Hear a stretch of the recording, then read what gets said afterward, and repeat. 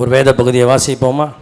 மத்தேயு 14ஆம் அதிகாரம் 22ஆம் வசனத்திலிருந்து 23ஆம் வசனம் வரை வாசிக்க கேட்கலாம். இயேசு ஜனங்களை அனுப்பி விடுகையில் தம்முடைய சீஷர்கள் படவில் ஏறி தமக்கு முன்னே அக்கறைக்கு போகும்படி அவர்களை துரிதப்படுத்தினார். அவர் ஜனங்களை அனுப்பிவிட்ட பின்பு தனித்து ஜெபம் பண்ண ஒரு மலையின் மேல் ஏறி சாயங்காலமான போது அங்கே அவர் தனிமையாக இருந்தார். அந்த 23ஆம் வசனத்தை எல்லாரும் வாசிக்கலாமா? எல்லாரும் வாசிங்க. இயேசு ஜனங்களை அனுப்பிவிட்ட பின்பு தனித்து ஜெபம் பண்ண ஒரு மலையின் மேல் ஏறி சாயங்காலமான போது அங்கே தனிமையாக இருந்தார். ஒரு ஆமென் சொல்லுங்க. தனித்து ஜெபம் பண்ண ஒரு மலையின் மீது ஏறினார். பக்கத்தில் உள்ளவங்க கையை பிடிச்சி சொல்லுங்க. தனித்து ஜெபம் பண்ண ஆண்டவர் ஒரு மலையின் மீது ஏறினார். சொல்லுங்க. தனித்து ஜெபம் பண்ண ஆண்டவர் ஒரு மலையின் மீது ஏறினார். போதும். இப்போ கூட்டத்தோட கூட்டம் என்ன போட்டுருவாங்க? கூட்டத்தோட கூட்டம் என்ன போட்டுருவாங்க? அல்லேலூயா போட்டுருவாங்க. கூட்டமாக சேர்ந்து ஜெபிச்சிருவாங்க. அப்படி தானங்க ஐயா? ஆனால் தனிப்பட்ட வாழ்க்கையில் தேவனோடு இருக்கிற ஒரு அனுபவம் இருக்கா அப்படிங்கிறது தான் முக்கியம். ஒரு ஆமீன் சொல்லுங்க. இன்றைக்கு உலகத்தை அசைத்த பெரிய பெரிய ஊழியர்கள் எல்லாம் தனி ஜெபத்தில் வளர்ந்தவர்கள் தான். ஆமீன் சொல்லுங்க. இயேசு கிறிஸ்து தனி ஜெபத்திற்கு அதிக முக்கியத்துவம் கொடுத்தார். ஆமீன். பர்சனல் பிரேயர் ரொம்ப அவசியம்.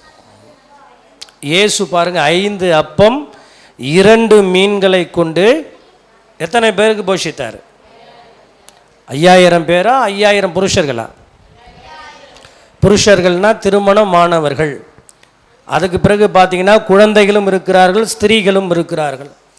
ஃப்ளேவியஸ் ஜோசிஃபஸ்னு சொல்கிற யூத வரலாற்று ஆசிரியர் சொல்லுகிறார், 20000 பேர் அன்றைய தினத்தில் உணவருந்திருக்கிறார்கள்.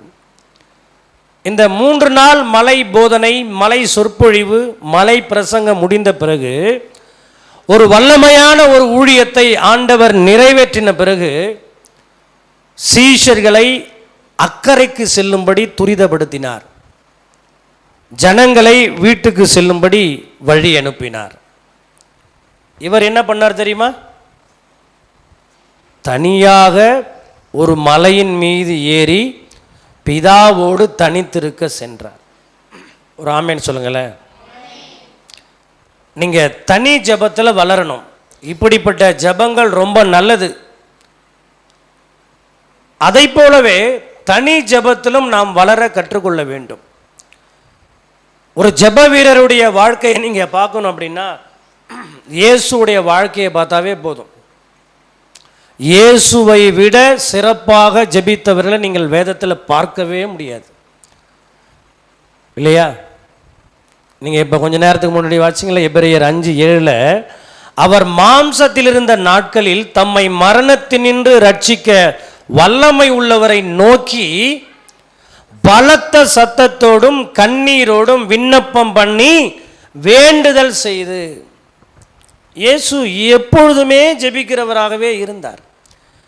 இயேசு இரவெல்லாம் ஜெபித்தார், பகலெல்லாம் ஊழியம் செய்தார். நம்முடைய ஊழியத்தின் வெற்றி எங்கே இருக்கிறது என்றால் நம்முடைய பர்சனல் ப்ரேயரில் தான் இருக்குது. E.M. பவுன்ஸ் என்று சொல்லப்படுகிற தேவ மனிதன் சொல்லுகிறார், the level of prayer is the level of மினிஸ்ட்ரின்றார். அப்படின்னா உங்கள் தனி ஜெபத்தின் அளவு தான் உங்கள் ஊழியத்தின் அளவு என்று சொல்லுகிறார். ஒரு ஆமேன் சொல்லுங்களேன். அல்லேலூயா. நம்ம அந்த பர்சனல் ப்ரேயருடைய லெவலை இன்க்ரீஸ் பண்ணலைன்னா அதே நிலையில தான் நம்ம இருப்போமே தவிர நம்ம லைஃப்பில் ஒரு ஹைக்கை பார்க்க முடியாது, ஒரு உயர்வை பார்க்க முடியாது. ஆமேன்னு சொல்லுங்க. ஒரு முறை பென்னிஹின் என்கிற ஒரு தேவ மனிதர், எத்தனை பேருக்கு தெரியும்? கையை உயர்த்தி காட்டுங்க. பென்னிஹின் என்கிற தேவ மனிதர் 1996 முதல்ல இந்தியாவுக்கு வரார். அந்த கூட்டத்தை அசம்பிள் பண்ணினது யாருன்னா டிஜிஎஸ் தினகரன் அங்கிள் தான் அரேஞ்ச் பண்ணுறாங்க. மக்கள் லட்சம் மக்கள் அங்கே அசம்பிள் ஆகியிருக்காங்க மெரினா கடற்கரையில். அந்த வீடியோ இன்னமே இருக்குன்னு நினைக்கிறேன் யூடியூப்பில். அப்போ பென்னிகனுக்கு ஒரு 30 வயது இருக்கலாம். அந்த கூட்டத்தில் பென்னிகினை அனௌன்ஸ் பண்ண பிறகு, மைக்கை வாங்கின பிறகு என்ன சொன்னார் தெரியுமா? அவர் செய்தியின் சாராம்சம், அன்றைக்கு கலிலேயா கடற்கரையில் நடந்து சென்ற இயேசு கிறிஸ்து இன்றைக்கு மெரினா கடற்கரைக்கு வந்திருக்கிறாரு சொன்னார். 2000 ஆண்டுகளுக்கு முன்பு குருடர்களை பார்க்க செய்து, செவிடர்களை கேட்க செய்து, முடவர்கள் சப்பானிகளை எழும்பி நடக்க செய்து அற்புதங்களை செய்தவர் இன்றைக்கு உங்களுக்கும் அப்படியே செய்வார்னு சொன்னார். அவ்வளோதான், இதான் செய்தி. எல்லாரும் எழும்பி நில்லுங்கன்னு சொல்லி ஒரு கோரஸ் பாடினாங்க. அவர் மீட்டிங்கில் தெரியும், இந்த ஹல்லேலூயா கோரஸ் என்ன பண்ணுவாங்க, எல்லாம் பாடுவாங்க. 5 நிமிடம் 10 நிமிடம் 1/4 மணி நேரம், ஒரு 500 பேர் 1000 பேர் மேலே நின்று பாடுவாங்க. அவ்வளோதான். ஒரு 15 நிமிடம் ஒரு சின்ன ஆராதனை முடிஞ்ச பிறகு சுகம் பெற்றவங்கெல்லாம் முன்னாடி ஓடி வாங்கன்னு சொன்னாங்க. நடந்தது என்ன தெரியுமா? அந்த ஹேண்ட் ஸ்டிக் இருக்குல்லையா, என்ன சொல்லுவாங்க, ஊன்றுகோல் வாக்கர், இதெல்லாமே ஒரு டாரஸ் லாரி நிறைய எடுத்தாங்க. இந்த காதில் போடுற இந்த கேட்கும் மெஷின் இருக்குது பாருங்கள், அதெல்லாம் ஒரு அரை லாரி நிறைய எடுத்தாங்க. காரணம் என்ன தெரியுமா? அவ்வளவு மைட்டி மிரக்கிள்ஸ். இயேசு உயிருள்ளவர் என்பதை மெரினா கடற்கரையில் பென்னிகன் அவர்கள் நிரூபித்தார். மும்பையில் 5 இஸ்லாமிய சகோதரர்கள் இணைந்து ஒரு 10 முடவர்களை கொண்டு வந்து நிறுத்தி, உங்கள் இயேசு உண்மைன்னா இவங்களை நடக்க வச்சு காட்டுங்க அப்படின்னாரு. இவருடைய நிழல் பட்ட மாத்திரத்தில் அத்தனை பேர் எந்திரிச்சு நடந்தாங்க. ஒரு அற்புதம் சொல்லுங்க, ஒரு ஆமீன் சொல்லுங்க. காரணம் என்ன தெரியுமா? அவருடைய பர்சனல் லைஃப். 10 மணி நேரம் ஜெபத்தை உடைய மனிதன் அவர். ஆமீன் சொல்லுங்க. அல்லேலூயா. இன்றைக்கு இப்படி கூடி நம்ம ஜெபித்துடலாம். இது ரொம்ப இலகுவானது. இப்போ பாஸ்டர் 3 மணி நேரம், நான் 3 மணி நேரம், தம்பி 3 மணி நேரம், சிஸ்டர் 3 மணி நேரம், இது ரொம்ப ரொம்ப ஈஸி. ஆனால் அந்தரங்கத்தில் நம்ம ஆடுறது தான் அவசியம். அந்தரங்கத்தில் நம்ம ப்ரிப்பேர் ஆகாமல் வெளியே என்ன செய்ய முடியாது, நம்ம ஜொலிக்க முடியாது, பிரகாசிக்க முடியாது. அல்லேலூயா. கேத்ரின் குல்மன் ஒரு மேடம், உங்களுக்கு தெரியும், அவங்க பயங்கரமான ஒரு ஊழியம் பண்ணாங்க. அவங்களுக்கு மொழிபெயர்ப்பாளர்கள் இருக்கும்போது அந்த மொழிபெயர்ப்பாளர் 15 அடி தூரத்தில் நின்று மொழிபெயர்ப்பு பண்ணணும். ஏன் தெரியுமா? இந்த அம்மா நல்லா குதித்து ஆடி பாடி தான் ஆராதிப்பாங்க, செய்தி கொடுப்பாங்க. அவங்க ஆடி பாடி துதிக்கிறாங்கன்னு சொல்லிட்டு மொழிபெயர்ப்பாளர் கொஞ்சம் பக்கத்தில் வந்துட்டாருன்னா தூக்கி வீசிடும் எல்லாமே. அவங்களும் தேவ ஊழியர்கள் தான், நாமும் ஊழியர்கள் தான். என்ன வித்தியாசம் தெரியுமா? 15 மணி நேரம் பர்சனல் லைஃப்பில் ப்ரேயர். ஒரு ஆமீன் சொல்லுங்க.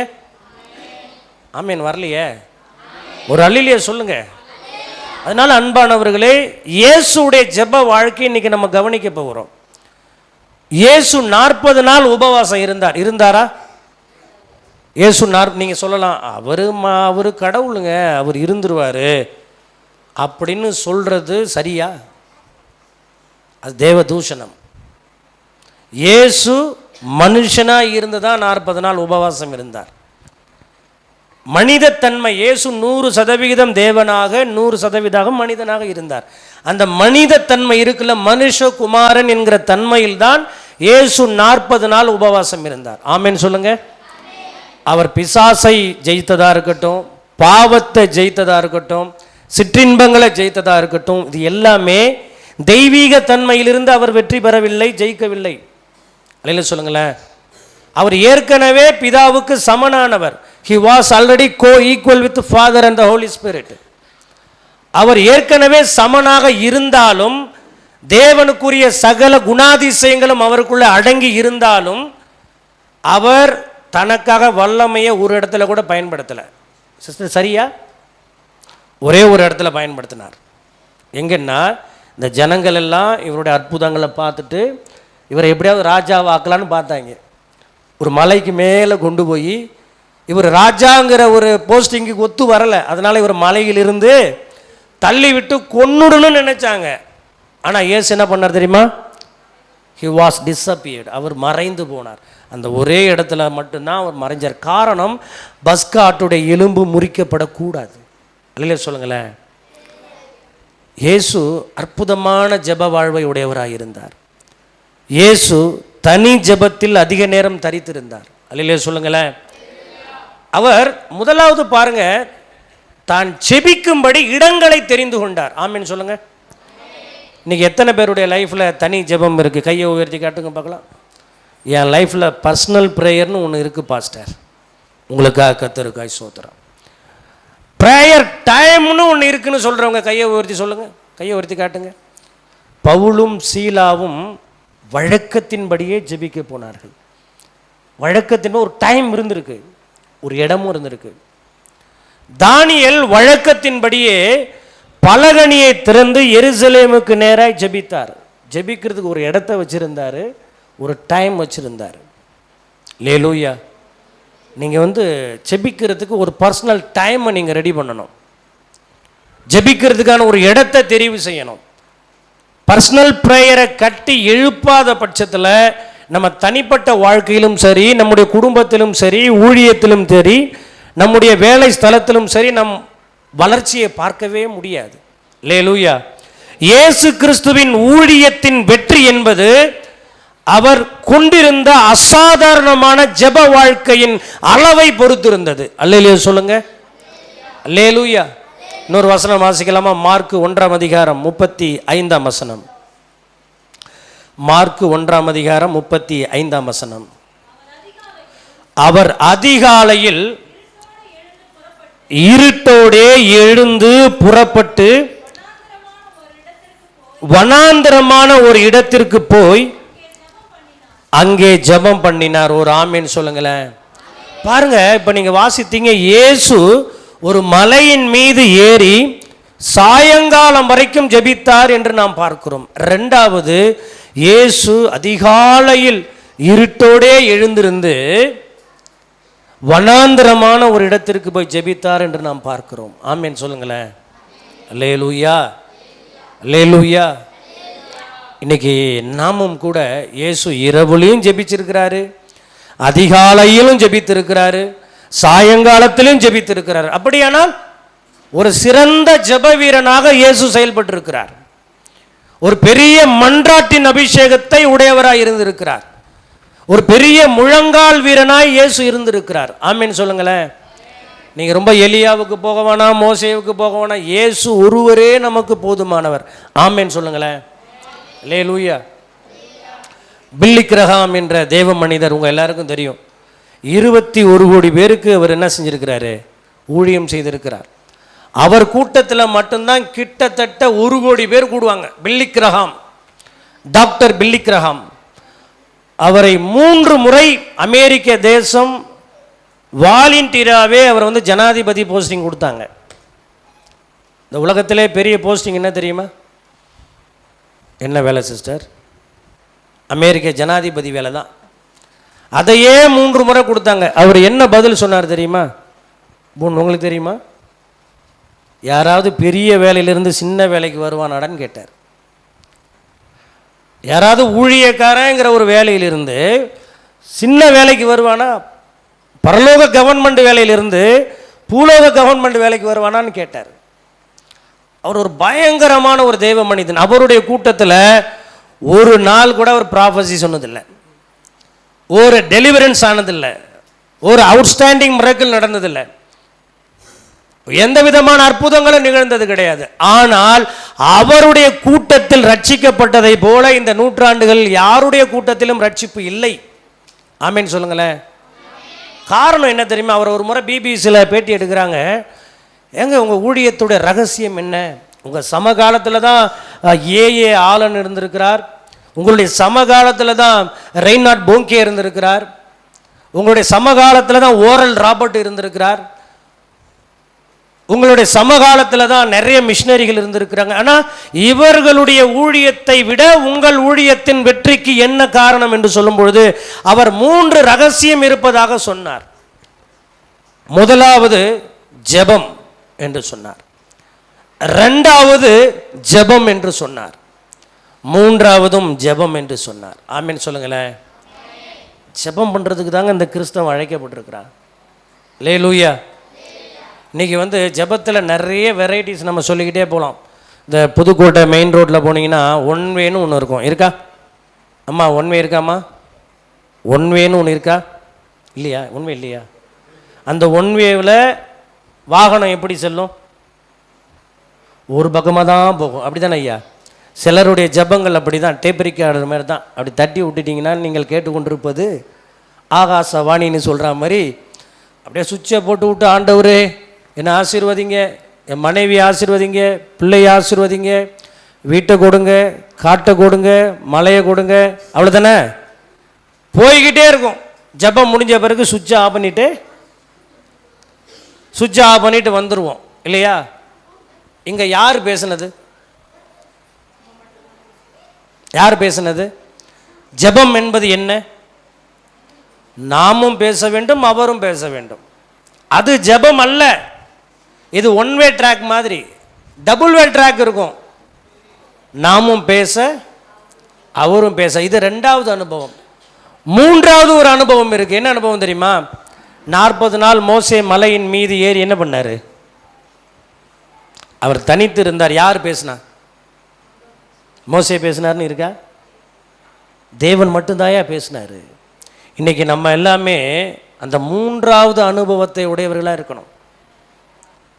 அவர் பேச, நாம் கேட்க, அப்படிப்பட்ட உன்னதமான நிலைகளுக்குள் நாம் கடந்து செல்ல வேண்டும். ஆமேன் சொல்லுங்க.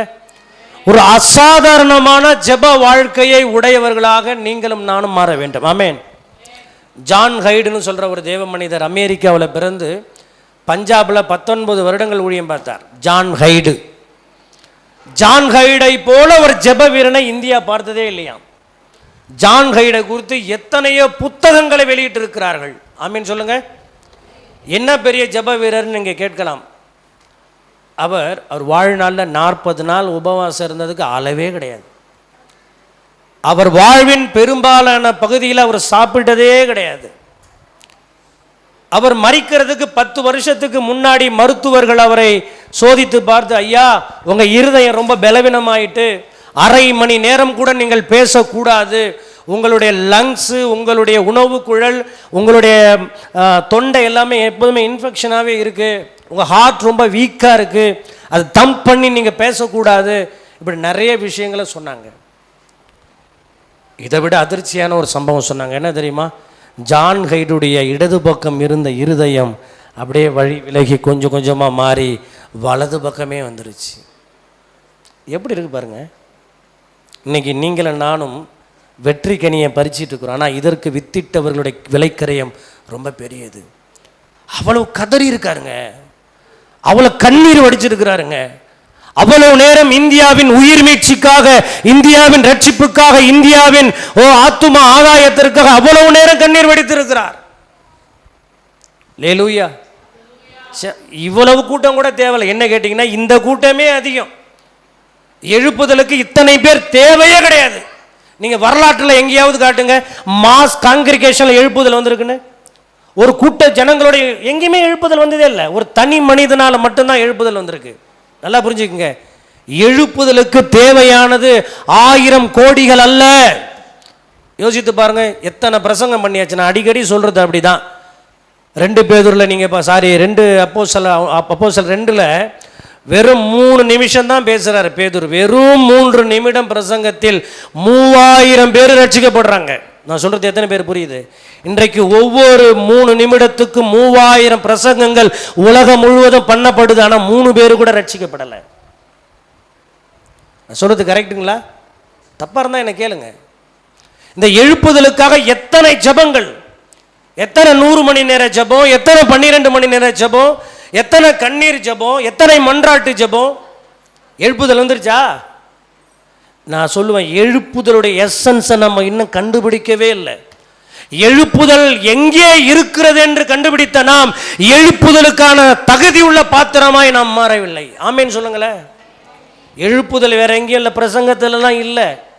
10 நாள் ஜபத்தில் உட்கார்ந்தான் பாருங்க பேதுரு. அதுல தான் அந்த ரகசியம் இருக்கு. எழுப்புதல் கூட்டம் கூட்டமாய் செபிக்கிற இடத்தில் இல்லை, ஒரு தனி மனிதனுடைய இருதயத்தில் ஒளிந்திருக்கிறது.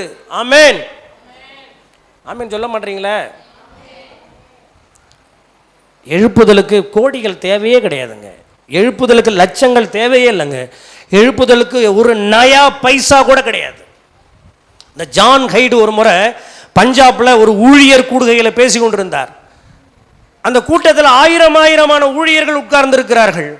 ஜான் ஹைடு மெல்ல மெல்ல நடந்து வந்து அவருடைய ஊழியத்தில் முதல் வார்த்தையில் என் தகப்பனே என் தகப்பனேன்னு மட்டும்தான் சொல்லுவாராம். என் தகப்பனேன்னு சொன்ன மாத்திரத்தில் பரலோகமே அந்த மீட்டிங்கில் கீழே இறங்கி வந்து ஒரு பெரிய அசைவை உண்டாக்கினது. காரணம் என்னன்னா, அவர் அந்தரங்க வாழ்க்கையில் தேவனோடு இருந்தது தான் அதனுடைய ரகசியம். இந்த ஜபங்கள் கூட நாங்கள் ஏன் நடத்துகிறோம் அப்படின்னா, ஏதோ எங்களுக்கு டைம் இல்லாததுனால இல்லை, ஏதோ நாங்கள் எல்லாரும் ஜபம் நடத்துகிறது போல அல்ல, உங்களை எல்லாம் தட்டி எழுப்பணுங்கிறதுக்காக, உங்களை எல்லாம் உணர்வடைய செய்ய வேண்டும் என்பதற்காக, உங்களுக்குள்ள ஒரு ஜெப பாரத்தை உண்டாக்க வேண்டும் என்பதற்காக, உங்களுக்குள்ள ஒரு ஜெப தீயை மூட்ட வேண்டும் என்பதற்காக, நீங்கள் ஒவ்வொருவரும் பர்சனல் லைஃப்ல தனிப்பட்ட வாழ்க்கையில ஒரு அசாதாரணமான ஜெப மனிதனாய் மாற வேண்டும் என்பதற்காக. ஒரு ஆமீன் சொல்லுங்களேன். பில்லிக்கிரகாம் சொல்லும் பொழுது 1 மணி நேரம் நீ பிரசங்கம் பண்ண போறியா, 2 மணி நேரம் ஜெபம் பண்ணுன்றார். அல்லேலூயா சொல்லுங்களேன்.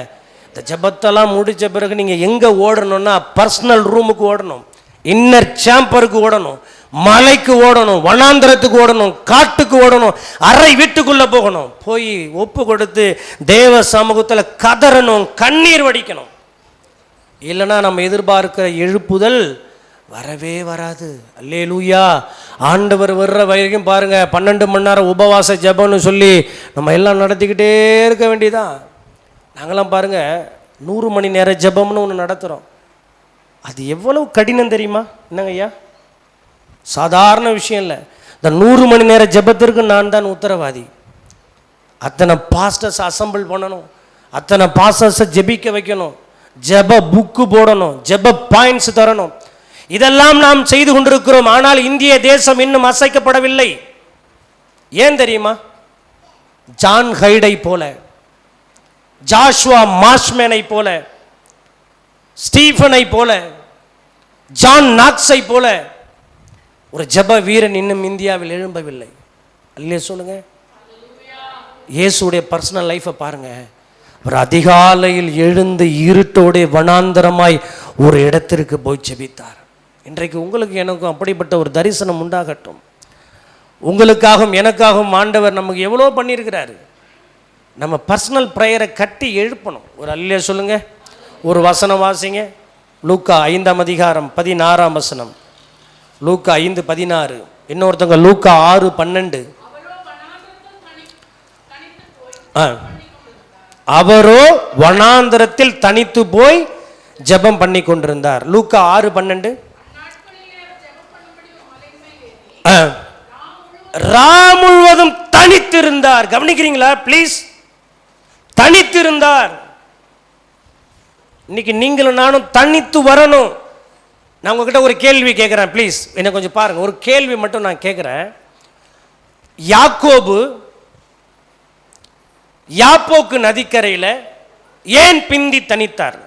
Why Jacob was left alone? ஏன் தனித்து வந்தார்? அவர் தனித்து வர வேண்டிய அவசியம் என்ன? எங்கேயாவது ஆண்டவர் நீ தனித்து வடான்னு சொன்னாருங்களா? சொன்னாருங்களா?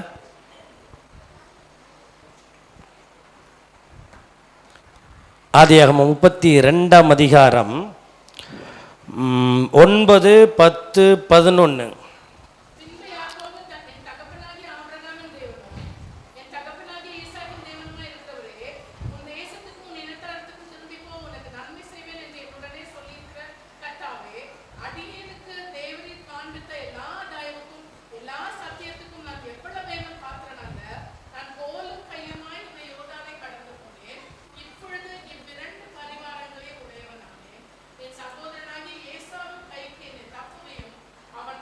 போதுங்க, ஏற்கனவே ஜெபம் பண்ணிட்டாரு ஐயா. டேவிட் பூன் ஐயா ஏற்கனவே ஜெபம் பண்ணிட்டாரு. இவர் ஏன் தனித்து வந்தார்? என்னுடைய தாட் என்ன தெரியுமா? என்னவா இருக்குன்னு நான் நினைக்கிறேன் தெரியுமா? அவர் தேவனுடைய திட்டத்தை விட்டு ஓடினார். என்றைக்கு தேவன் கொடுத்த வாக்கு தத்தத்தை இவனும் இவனுடைய தாயாரும் இணைந்து நிறைவேற்ற நினைத்தார்களோ, என்றைக்கு இவன் பதான் அராமிலைக்கு ஓடி போனானோ, அன்றைக்கே அவனது வாழ்க்கையில் சூரியன் அஸ்தமித்தது என்று வாசிக்கிறோம். வாசிக்கலாமா? அதே ஆதியாகமம் 28ஆம் அதிகாரத்திற்கு நேராய் திருப்பிக் கொள்ளுங்கள். வாசிங்க. போதுங்க. அங்கே அஸ்தமிக்கிற சூரியன் யாக்கோபுடைய வாழ்க்கையில் எங்க உதயமாகுது தெரியுமா? அதே ஆதியாகமம் 32ஆம் அதிகாரம் வாங்க, வாசிங்க. அவன் பெனியேலை கடந்து போகையில் சூரியன் உதயமாயிற்று. கவனிங்க அன்பான தேவனுடைய பிள்ளைகளே, தேவன் வைத்த இடத்தை விட்டு, தேவன் வைத்த தரிசனத்தை விட்டு, தேவனுடைய அழைப்பை விட்டு அவன் ஓடி போனான். அவனுடைய வாழ்க்கையில் 20 வருடங்கள் தேவனுடைய அழைப்பு, தேவனுடைய தரிசனம் தாமதமாய் போனது. இதெல்லாம் நினைச்சுக்கிட்டு வரான். எவ்வளவோ செல்வங்கள் இருக்கு, ஒரு மனைவில 2 மனைவி, 2 மறுமனையாட்டி, 11 பிள்ளைகள், எல்லாமே இருக்கு. ஆனாலும் அவன் வாழ்க்கையில் ஒரு வெற்றிடம் இருந்து கொண்டே இருக்கிறது. அவனுக்குள்ள ஒரு உள்ளுணர்வு வந்திருக்கும். என்ன தெரியுமா? உள்ளுணர்வு வந்திருக்கும். என்ன தெரியுமா? நீ தனித்து வா என்கிற ஒரு உள்ளுணர்வு வந்திருக்கும். வந்திருக்குமா இல்லையா? அவ்வளவு சீக்கிரமா எல்லாத்தையும் அவன் அக்கறைப்படுத்தி அவன் வந்த பிறகு எனக்கு ஒரு கேள்வி, புருஷன் இவரோடு போராடினாரா இல்லை இவர் புருஷனோடு போராடினாரா? இல்லை பார்க்காம சொல்லுங்க, பார்த்து சொல்லக்கூடாது. நோ, கவனிங்க. என்ன விஷயம் அப்படின்னா, யாக்கோபு வருவான் வருவான் வருவான் என்று அவன் தன்னை தனித்து விட ஒப்பு கொடுப்பான் என்று அவனுக்காக அவர் ஏற்கனவே காத்திருந்தார். நீங்களும் நானும் இன்னொரு படிநிலையில் ஏறி போகும்படி, இன்னொரு வாழ்வியலை நோக்கி போகும்படி, இன்னும் அசாதாரண முறையில் பயன்படுத்தப்படும்படி மேலே ஏறிவா என்று யோவானை பார்த்து சொன்ன அதே தேவன் இன்றைக்கு உங்களையும் என்னையும் பார்த்து சொல்லுகிறார், மேலே ஏறிவா. யோவான் த ப்ராஃபட், த அப்போஸ்டல், அவர் கிபி 90 அவர் பத்மு தீவில் தூக்கி கடத்துறாங்க. டொமிஷியஸ் சீசர் என்கிற மனிதன் கவனிக்கிறான், இந்த யோவான் சாகா வரம் பெற்றவர், இவரை தேடி லட்சம் மக்கள் அவரை தேடி போயிட்டு இருக்கிறாங்க, இவனை எப்படியாவது கொன்னுறணும், இவன் மூலமாக ஒரு கலவரம் வந்துடக்கூடாது என்பதற்காக இவரை கைது பண்ணி ரோமுக்கு கொண்டு வந்தாங்க. ரோமில் கொண்டு வந்து கொதிக்கிற எண்ணெய் சட்டியில் கொப்பரையில் அவரை போட்டாங்க. என்ன ஆச்சு? என்னாச்சுங்க? சாகவே இல்லை, அதில் அவர் நீச்சல் அடித்தார். அப்போ இவரை கொல்லவே முடியாது என்று அறிந்து இவரை பத்மு தீவிற்கு நாடு கடத்தினார்கள். பத்மு தீவு எரிமலை குழம்பினால் உருவான ஒரு தீவு. பகலெல்லாம் கடுமையான வெயில் இருக்கும், இரவெல்லாம் பயங்கரமான குளிர் இருக்கும். இந்த வெளிப்படுத்தல் புத்தகத்தை யோவான் எழுதுறதுக்கு முன்னாடி அவர் பிஸியாக இருந்தார். அவர் தனித்து வந்த பிறகுதான் மிகப்பெரிய ரெவலேஷன் அவர் கையில் ஆண்டவர் கொடுத்தார். ஆமீன் சொல்லுங்க. இன்றைக்கு நாம் பெற்றிருக்கிற அந்த அனுபவம் பத்தாது. அக்கறைக்கு செல்லும்படி, மேலே ஏறி போகும்படி, தனி தீவுகளில் தங்கியிருக்கும்படிக்கு நாம் தனித்து விடப்பட வேண்டிய கட்டாய சூழ்நிலைக்குள் இருக்கிறோம். இப்போ அவர் யோவான் அந்த வெளிப்படுத்தின விசேஷத்தை எழுதும் பொழுது ஏதோ ஒரே நாளில் கண்ட காட்சிகள் கிடையாது. அவர் என்ன செய்வாராம்? வரலாற்று ஆய்வாளர்கள் சொல்கிறாங்க, அவருடைய அந்த ஸ்பிரிச்சுவல் ஐஸ் ஓப்பன் ஆகும் பொழுது, ஐயோ என்ன தூக்குங்க தூக்குங்க தூக்குங்கன்னு சொல்லி கத்துவாராம். தூக்கிட்டு மலையின் மீது ஓடுவாங்களாம். மலையின் மீது ஒரு 5 நிமிடம் 10 நிமிடம் அரை மணி நேரம் தரிசனத்தை பார்த்த பிறகு மறுபடியும் கொண்டாந்து கீழே இறக்கி விடுவாங்களாம். இப்படியே சத்தத்தை கேட்டு கண்களால் தரிசித்து இருதயத்தால் உணர்ந்து தனித்து விடப்பட்ட நிலைமையில் பெற்றுக்கொண்டது தான் இந்த ரெவலேஷன். அதை இன்றளவும் நாம் பயன்படுத்தி கொண்டிருக்கிறோம். அன்பான கர்த்தருடைய பிள்ளைகளே, தனி ஜெபத்துக்கு நீ வரும்படி, நீ தனியாக வரும்படி, உன் வாழ்க்கையில் புதிய அத்தியாயங்களை எழுதும்படி, கனி உள்ள மனிதனாய் மாறும்படி கர்த்தர் உன்னை தனியாக இன்னைக்கு அழைக்கிறார். ஆமேன்னு சொல்லுங்க. வயது ஒரு பொருட்டே இல்லை. தனியாக இருக்கணும், ஆண்டவரோடு தனித்து இருக்கணும். அது மட்டும்தான் நமக்கு நன்மை. ஒரு அல்லேலூயா சொல்லுங்க. இந்த யாக்கோபுடைய வாழ்க்கையில் அதுக்கு முன்னாடி வரைக்கும் அவன் பேரெல்லாம் பார்த்தீங்கன்னா வித்தியாசமாக இருக்கும். என்றைக்கு கர்த்தருடைய தூதனானவராகிய இயேசு கிறிஸ்துவை இவன் சந்தித்தானோ அன்றைக்கு பிறகு இவனுடைய வாழ்க்கை கம்ப்ளீட்டாக மாறிட்டு, யாக்கோபுங்கிற பெயர் மாறி இஸ்ரவேலாய் மாறினது. சகோதரனுடைய கைக்கு தப்பு வைக்கப்பட்டான். அதுவரையிலும் ஒரு விதமான கோபத்தோடு மாம்சத்தில் வாழ்ந்த அவன் தன்னுடைய பிள்ளைகளை பார்த்து சொல்லுகிறான், என் நறுமணத்தை ஏன் கெடுக்கிறீர்கள் என்று கேட்கத்தக்கதாய் கனி உள்ளவனாய் மாறினான். ஆதியாகமம் 49 அதிகாரத்தில் 12 கோத்திரங்களை குறித்த தீர்க்க தரிசனங்களை கொடுத்தான்.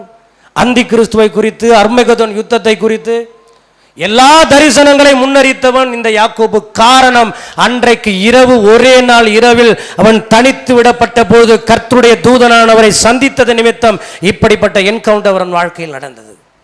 இன்றைக்கு நீங்களும் நானும் அதிகமாய் தனி ஜெபத்தில் இருக்க அழைக்கப்படுகிறோம். இந்த ஜெபம் ஏன் நடத்தப்படுகிறது? இந்த ஜெபம் நடத்தப்படுகிறதின் நோக்கம் என்ன? இங்கே பணங்கள் செலவழிக்கப்படுகிறதின் நோக்கம் என்ன? ஊழியர்கள் பல பட்டணங்களில் இருந்து கடந்து வந்து உங்களை அனலாக்குவதின் நோக்கம் என்ன என்று சொன்னால், நீங்கள் தேவனோடு தனித்து இருக்க வேண்டும். அல்லேலூயா, ஆமீன் சொல்லுங்க. கூட்ட ஜெபம் பண்ணிடலாங்க, ஆனால் தனி அறையில் எப்படி இருப்போம் என்பதை ஆண்டவர் காண்கிறார். அல்லேலூயா, அல்லேலூயா. இன்னும் கூட ஒரு வசனம் வாசிங்க, அப்போஸ்தலர் 16 அதிகாரம் 13 வசனம். அப்போஸ்தலர் 16 அதிகாரம் 13 வசனம்.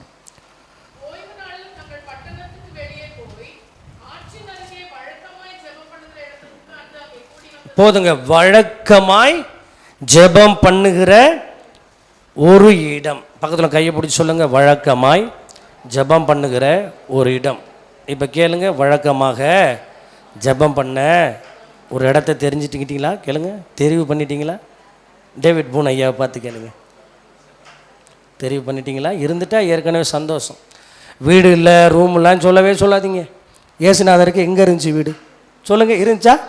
நரிகளுக்கு குழிகளும் ஆகாயத்து பறவைகளுக்கு கூடுகளும் உண்டு, மனுஷகுமாரனுக்கோ தலை சாய்க்க இடமில்லை. ஆனால் தனி ஜெபம் இல்லாமல் போனதா? இயேசுவை போல ஜெபிக்க யாராலுமே முடியாது.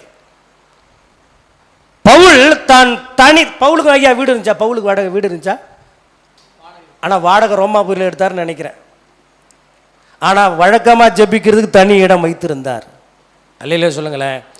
என் வாழ்க்கையில் ஆண்டவருடைய சத்தத்தை ஆடியபோல 9 முறை நான் கேட்டிருக்கிறேன். உள்ளான ஆவியானவர் பேசுறது அதை பற்றி நான் சொல்லலை. சப்தமாய் மனிதன் பேசுகிற பிரகாரமாய் ஆண்டவருடைய சத்தத்தை 9 முறை நான் கேட்டிருக்கிறேன். எப்போ தெரியுமா? நான் தனித்து இருக்கும் பொழுது. ஆண்டவருடைய சத்தத்தை நான் அதிகமாய் கேட்ட நாட்கள் எது தெரியுமா? நான் என்னை பிஸி மோடில் வைத்திருக்கும் பொழுது நான் ஆண்டவருடைய சத்தத்தை பெருசாக கேட்கறதில்ல. பிரசங்கம் பண்ண குறிப்புகள் கிடைக்கும், ப்ராஃபிட்டிக்கல் வேர்டுகள் புறப்படும், ஒருத்தங்களை பற்றி தரிசனங்கள் வரும், சில காரியங்கள் சொல்ல முடியும். ஆனால் இயேசுடைய சத்தத்தை கேட்க இயலாது. என்ன பண்ணுவார் தெரியுமா? ஓடிக்கிட்டே இருக்கும்போது திடீர்னு ஒரு நாள் எனக்கு உடம்பு முடியாமல் போகும், திடீர்னு சோர்ந்து போவேன், பெட் ரிட்டன் ஆயிடுவேன். செக் பண்ணி பார்த்தா ஒரு பிரச்சனையும் இருக்காது, நல்லா இருக்கும். டாக்டர் சொல்லுவார், நீ தூங்கணும், நல்லா ஓய்வு எடுக்கணும். அந்த அனுபவம் உங்களுக்கு இருக்கா? நல்லா ஓய்வு எடுக்கணும், நல்லா ஓய்வு எடுக்கணும். நல்லா ஓய்வு எடுக்கிற நாட்களில் ஆண்டவர் என்னோட ரூமுக்குள்ளே வந்திருக்கிறார், என்னோடு பேசியிருக்கிறார். சப்கான்ஷியஸ் மைண்டில் அவரோட சத்தத்தை ரொம்ப ஆடியபிளாக கேட்டிருக்கிறேன். நீங்கள் என்னைக்கு தனியாக வரீங்களோ அன்னைக்கு உங்கள் வாழ்க்கை மாறிடும். நான் கையெழுத்து போட்டு தரேன். நீங்கள் என்னைக்கு அவரோடு தனித்து இருக்க முடிவெடுக்கிறீங்களோ அங்கே உங்களுக்காக அவர் காத்திருக்கிறார்.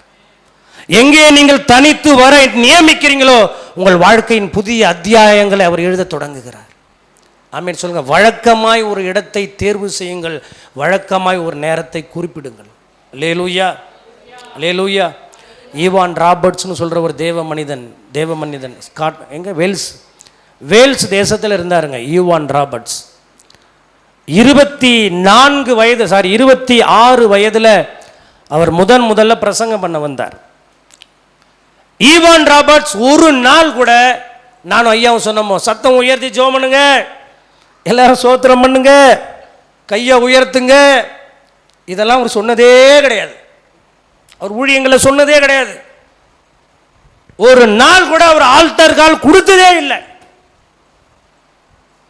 அவர் பைபிள் காலேஜ் போனதில்லை, சீஷத்துவ பயிற்சி பள்ளி போனதில்லை, பவர் கேம்ப் போனதில்லை, ஃபயர் கேம்ப் போனதில்லை, ஒன்றுமே எந்த அனுபவமே அவர் கிடையாது. ஆனால் அவருடைய கூட்டத்தில் அவர் அப்படி முழங்கால் படிக்கிட்டா போதும், மேகம் அப்படியே இறங்கி அந்த ரூமுக்குள்ள வந்துடும். அவர் எப்போ அப்படி மைக்க பிடிக்கிறாரோ ஆட்டோமேட்டிக்காக அழுவ ஆரம்பிச்சிடும். பாவ உணர்வடைவார்கள் ஜனங்கள். காரணம் என்ன தெரியுமா? 13 வருடம் அவர் தன்னை தனிமைப்படுத்தி கொண்டு மனித முகம் பார்க்காமல் இயேசு தன்னை உடைக்க ஒப்பு கொடுத்தார். அதனால் அவர் புறப்பட்டு வந்து உலகத்தை இயேசுவுக்காக உடைத்தார். இல்லை சொல்லுங்களேன். அந்தரங்கத்தில் அவ்வளவு கண்ணீர், அந்தரங்கத்தில் அவ்வளவு பிரயாசம். நம்மளாம் நிறைய பிரசங்கம் பண்ணியாச்சுங்க, ஏகப்பட்ட முகாம்கள் நடத்தியாச்சுங்க, ஏகப்பட்ட ஜபங்கள் நடத்தியாச்சுங்க. நாம் எதிர்பார்த்தது நடந்ததா? எதிர்பார்த்ததில் பாதி வெற்றி அடைந்தோமா? இல்லை முதற்கல்லையாவது நாம் தொட்டோமா? இல்லை இல்லை இல்லையா? அப்போ என்ன அர்த்தம்னா, இன்னும் நம்மை அர்ப்பணிக்க வேண்டியது இருக்கிறது, இன்னும் நம்மை விட்டு கொடுக்க வேண்டியது இருக்கிறது. ஈயோம் பவுன்ஸ் என்கிற ஊழியர் சொல்லுகிறார், நாம் தேவனிடத்தில் ஒப்புவிக்க விரும்பாத நம்முடைய வாழ்க்கையின் எந்த ஒரு பகுதியும் பாவம் என்கிறார். மறுபடியும் சொல்றேன், தேவனிடத்தில் ஒப்புவிக்க விரும்பாத, காண்பிக்க விரும்பாத எந்த ஒரு பகுதியும், எந்த ஒரு பொருளும், எந்த ஒரு உறவும் அது பாவம் என்றே சொல்லுகிறார். அல்லேலூயா. ஆண்டவர்கிட்ட ஃபுல்லாக நம்மளை டெடிகேட் பண்ணணும். இந்த ஈவான் ராபர்ட்ஸுடைய நாட்களில் நடந்தது என்ன தெரியுமா? நீதிமன்றங்கள் இழுத்து மூடப்பட்டது, காவல் நிலையங்கள் இழுத்து மூடப்பட்டது, மதுபான தொழிற்சாலைகள் இழுத்து மூடப்பட்டது, சினிமா தியேட்டர்கள் இழுத்து மூடப்பட்டது, கிளப்புகள் இழுத்து மூடப்பட்டது. ஏன் தெரியுமா? அவர் மூலமாய் உண்டான அசைவு, அவர் மூலமாய் உண்டான எழுப்புதல், அவர் மூலமாய் உண்டான உயிர் மீட்சி. தேவன் உங்களையும் பயன்படுத்த முடியுங்க. இன்றையிலிருந்து ஒரு தீர்மானம் எடுங்க. இன்றைக்கே ஒரு இடத்தை தெரிவு பண்ணுங்க, ஒரு நேரத்தை செலக்ட் பண்ணுங்க. தயவு செய்து மனுஷ முகத்தை பார்க்காதீங்க, மனிதனை விட்டு விலகுங்க. யாக்கோபை போல எல்லாவற்றையும் அக்கறைப்படுத்துங்க. பின்பு இக்கரை வந்து தேவனோடு நீங்க தனித்திருக்க துவங்கும் பொழுது உங்கள் வாழ்க்கையில் புதிய அத்தியாயங்கள், புதிய துவக்கங்கள், புதிய ஆரம்பங்கள், புதிய அபிஷேகங்கள், புதிய அழைப்புகள் உங்களை தேடி வரும். அல்லேலூயா. தனி ஜெபம் வராமல் வாழ்க்கை மாறாது.